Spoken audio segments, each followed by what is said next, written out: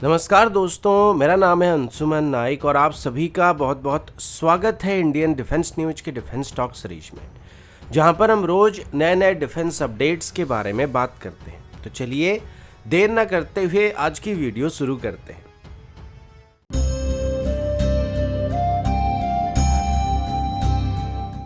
आज की पहली अपडेट एरो इंजन को लेके। हमारी पिछली वीडियो में हमने आपको बताया था कि डीआरडीओ के कुछ ऑफिशियल्स को भी रोल्स रॉयस की फैसिलिटी में देखा गया था, जहां पर रोल्स रॉयस की तरफ से भारत को एमका के लिए और अपनी फ्यूचर फाइटर जेट्स के लिए जॉइंटली एक एरो इंजन को डेवलप करने का प्रस्ताव दिया गया था। आज इसी को लेके कुछ और अपडेट्स के बारे में हम लोग बात करने वाले हैं। अब उस दिन इस पर ज़्यादा कुछ सामने नहीं आया था। आज इसको लेके मिली कुछ रिपोर्ट के मुताबिक अभी रोल्स रॉयस की तरफ से डीआरडीओ के साथ मिलकर जिस एरो इंजन को डेवलप करने का ऑफर दिया जा रहा है, ये दरअसल यूरोजेट 200 सीरीज की इंजन का एक डेरिवेटिव वेरिएंट होने वाला है और सेम इंजन को पहले फ्यूचर जनरेशन फाइटर जेट्स के लिए डेवलप करने का प्लान किया गया था, लेकिन फिर उसके बाद इसको कभी भी डेवलप करने के लिए अप्रूवल नहीं दिया गया। तो अभी रोल्स रॉयस की तरफ से सेम इंजन को भारत के साथ मिलकर डेवलप करने का ऑफर दिया जा रहा है, जिसमें रोल्स रॉयस का कहना है कि अगर इस इंजन को वो जॉइंटली भारत के साथ मिलकर डेवलप करते हैं तो ये भारत की रिक्वायर्ड 110 किलोटन की थ्रस्ट रिक्वायरमेंट को तो पूरा कर ही सकता है, लेकिन साथ ही सेम इंजन की पावर आउटपुट को फ्यूचर में हम 20% तक इंक्रीज कर सकते हैं, जो कि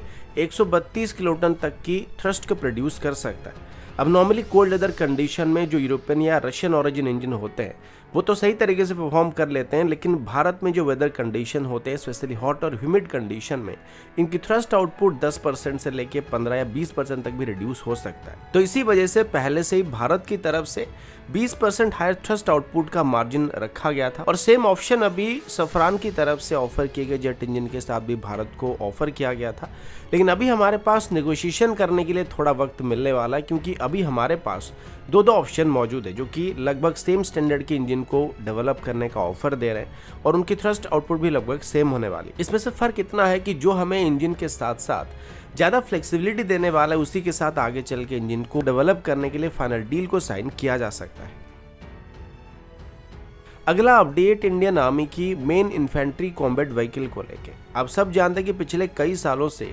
इंडियन आर्मी की तरफ से फ्लोट किए गए future infantry combat vehicle project final नहीं हो पाए, जिनको हमारे पुराने हो रहे VMP-2 व्हीकल्स को रिप्लेस करने के लिए इस्तेमाल किया जाने वाला था। तो अभी हमारे पास इन VMP-2 व्हीकल्स को further future infantry combat vehicle project complete होने तक इस्तेमाल करने के अलावा कोई और ऑप्शन नहीं बचा है। इन VMP-2 व्हीकल्स को लाइसेंस प्रोडक्शन के तौर पर भारत में ही बनाया गया था और अभी हम लगभग 2000 के आसपास ऐसे व्हीकल को ऑपरेट कर रहे हैं। और अभी यूक्रेन में चल रही लड़ाई के दौरान इन व्हीकल्स की आर्मर कैपेबिलिटी को देखने के बाद और इनकी फाइटिंग कैपेबिलिटी को देखने के बाद, इनकी वीकनेस को और इनकी पॉजिटिव पॉइंट्स को इंडियन आर्मी की तरफ से शॉर्टलिस्ट किया गया था और इसी वजह से अब इनको फर्दर मॉडर्न सिस्टम के साथ अपग्रेड करने का फैसला किया जा रहा है। देखा गया कि इनमें वेस्टर्न वेपन की हिट करने के बाद उसको सस्टेन करने की अच्छी काबिलियत मौजूद है, लेकिन लॉन्ग टर्म बेसिस में इनको ज़्यादा समय तक वो सर्वाइव नहीं कर सकते हैं। मेनली इनकी वीकनेस इनकी पुरानी टारगेट ट्रैकिंग सिस्टम और सिचुएशनल अवेयरनेस सिस्टम इनमें सबसे ज़्यादा खराब पाया गया है, जिसकी वजह से क्रू मेंबर्स को पता नहीं चल पाता है कि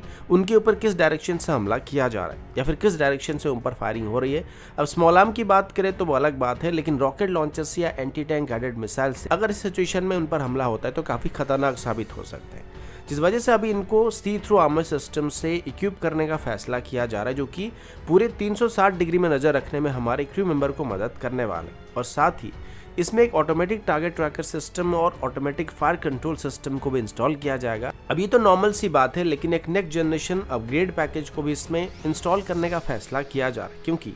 अभी VMP-2 व्हीकल्स में एंटी आर्मर लॉइटरिंग मुनिशंस को भी इंटीग्रेट करने का प्लान किया जा रहा है। तो कुल मिलाकर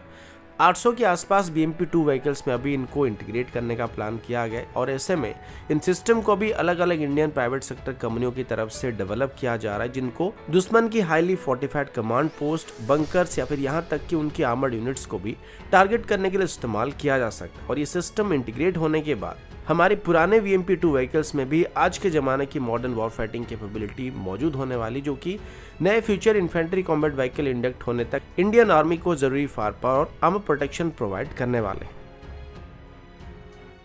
अगला अपडेट F-35 को लेके। आप सबको कुछ दिन पहले मैंने बताया था कि यूनाइटेड स्टेट की तरफ से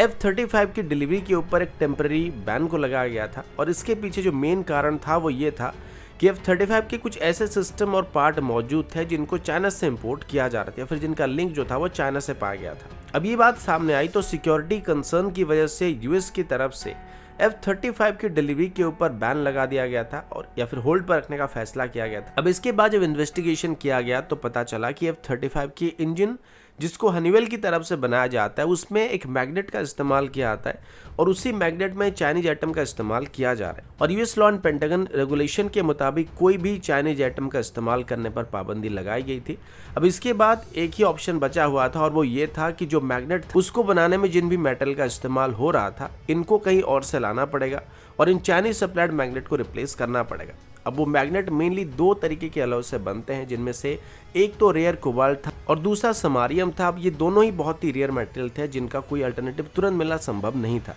अब अगर इसका अल्टरनेटिव मिल भी जाता है तो इनको एग्जिस्टिंग सभी F-35 में इंस्टॉल करना पड़ेगा और ये डायरेक्टली F-35 का कंपोनेंट नहीं बल्कि F-35 की इंजन का सब कंपोनेंट था, तो एकदम से इनको रिप्लेस करना संभव नहीं होने वाला। तो इसी वजह से अभी फाइनली यूएस की तरफ से इसका एक वेवियर निकालने का फैसला किया जा रहा है जिसमें F-35 की डिलीवरी को फर्दर रिज्यूम करने का फैसला किया जा रहा है और इसी बीच इसका एक अल्टरनेटिव को भी तलाश किया जा रहा है जिसको शायद नवंबर से प्रोडक्शन में एंटर कर दिया जाएगा। अब इसके अलावा हनीवेल का कहना यह था कि जो एलॉय था वो भले ही चाइना से इंपोर्ट किया आता था लेकिन इनको मैग्नेटाइज यूएस में ही किया आता था और उसमें F-35 की सिक्योरिटी को लेके कोई भी इशू नहीं होने वाले। और इन सभी बातों को नजर में रखकर आखिरकार F-35 की प्रोडक्शन को फर्दर रिज्यूम करने का फैसला किया जा रहा है। तो दोस्तों अभी के लिए इतना ही, मिलता हूँ आपसे अगले वीडियो में, तब तक के लिए जय हिंद, वंदे मातरम।